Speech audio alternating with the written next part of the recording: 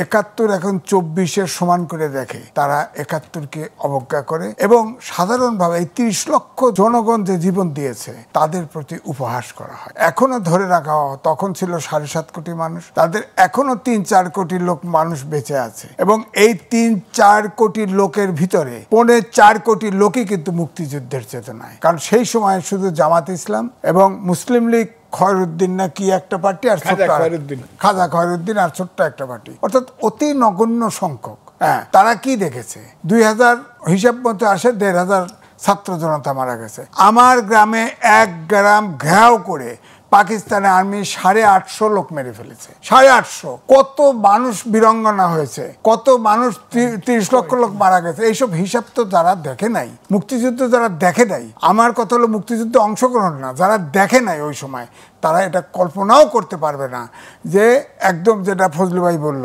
বাঘ আর বিড়াল, আমি বলবো যে বাঘ আর মশা, এটার সাথে কোনো তুলনাই চলতে পারে না। যারা বলে, আমি সত্যি সত্যি বলতে হয় যে আমাদের মৃত্যুর পরে যেন বলে, আমরা বেঁচে থাকতে এটা সম্ভব না। না, যাদের বয়স কম তারা দেখে নাই, কিন্তু এই একই আদর্শ লালন করা, একই দাবি করা অনেক বয়স্ক মানুষ আছে যারা মুক্তিযুদ্ধ দেখেছে, হয়তো বিরোধিতা করেছে অথবা নিষ্ক্রিয় থেকেছে।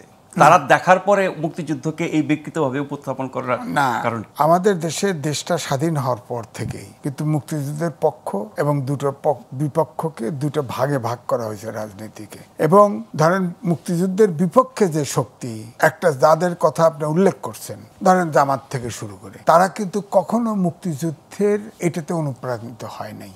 তারা কখনো এই বাংলাদেশের মুক্তিযুদ্ধ, এই দেখেন না শিবিরের তাদের সংকলনে লেখছে, যারা মুক্তিযুদ্ধে যে মুসলমানরা অংশগ্রহণ করেছে বা সমর্থন করেছে তারা ভুল করেছে, আল্লাহ যেন তাদের মাফ করে।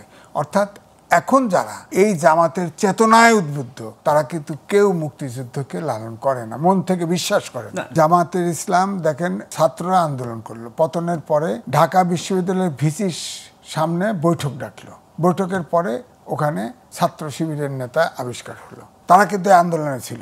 আমি যদি বলি তারাও হেলমেট বাহিনী ছিল, তারাও ওই ছাত্রদের হত্যা করেছে। ও ছেলে তো এখন শিবির করে, শিবিরের নেতা।